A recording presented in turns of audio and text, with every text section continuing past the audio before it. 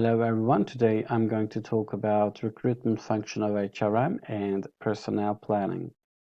Personnel planning is the process of deciding what positions the firm will have to fill and how to fill them. But we should not confuse workforce planning with succession planning, because succession planning is the process of deciding how to fill executive jobs. But workforce planning is the process of deciding how to fill non-executive jobs. There are multiple steps in recruitment and selection process. The first step is to decide what positions to fill. How are you going to fill those positions? That's why you need to forecast the demand and supply. How many people do you need? How many people are expected to apply for the job? So those questions are related to workforce planning and forecasting step. The second step is to build a pool of candidates for these jobs. You can use internal and external candidates. Thirdly, you need to have candidates complete application forms, and you can do some initial screening interviews. Fourthly, you can use some tools for selection like tests, background investigations, even physical exams to identify viable candidates. The fifth step and final step is to decide to whom to make an offer. Here, supervisors can conduct interview with the candidates, and then you can decide who is going to be your employee. So the first step is workforce planning and forecasting. You're forecasting what you need to forecast the gap between demand and supply. There is a demand, personnel needs, but there is also supply. Supply can be either from internal side of the organization or external side of the organization. How can you forecast those personnel needs? You can use trend analysis. Trend analysis means studying variations in the firm's employment levels over the last few years. So there is a trend occurred in the past, and you can use this past trend to forecast the future needs.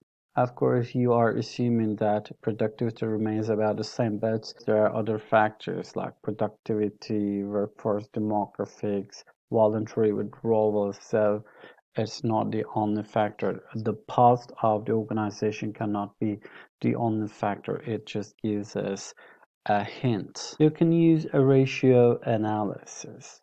Ratio analysis means making forecasts based on the historical ratio between two variables. For example, there is a relationship between a salesperson and the sales volume.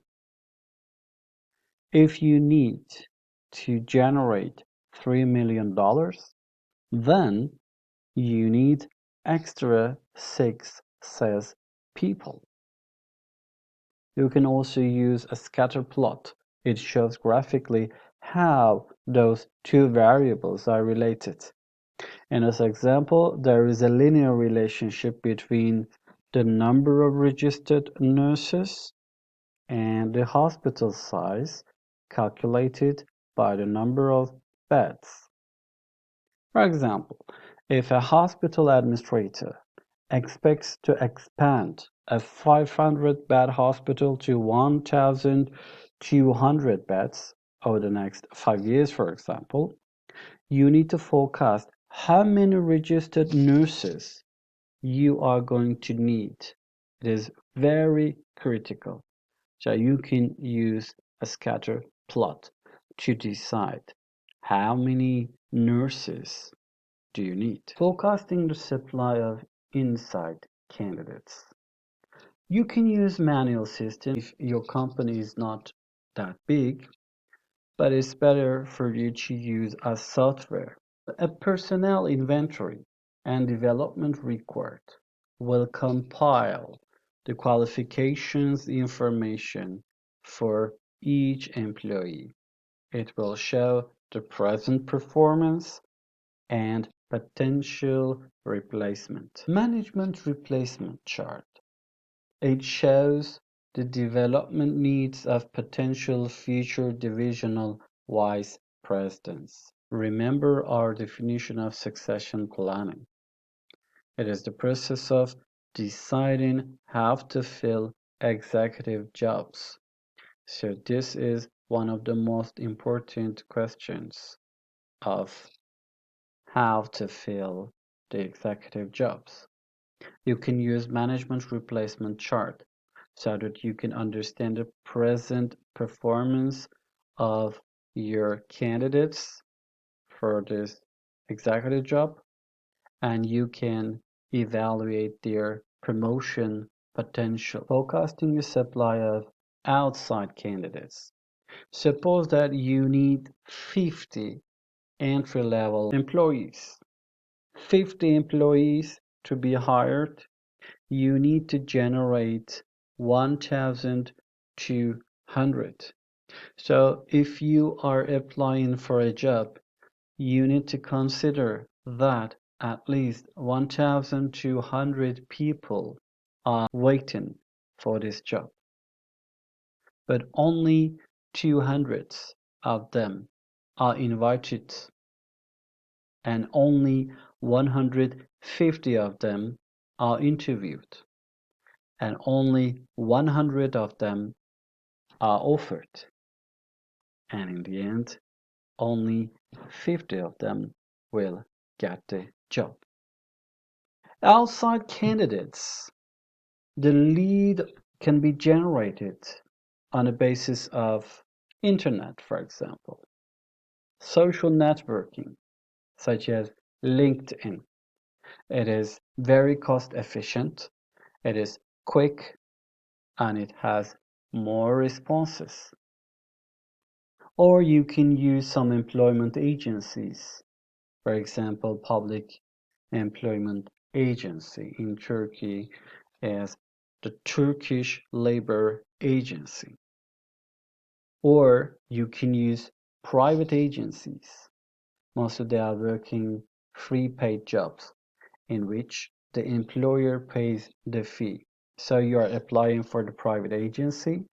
If you get the job thanks to this private agency, you don't have to pay anything. The employer will pay the fee for you.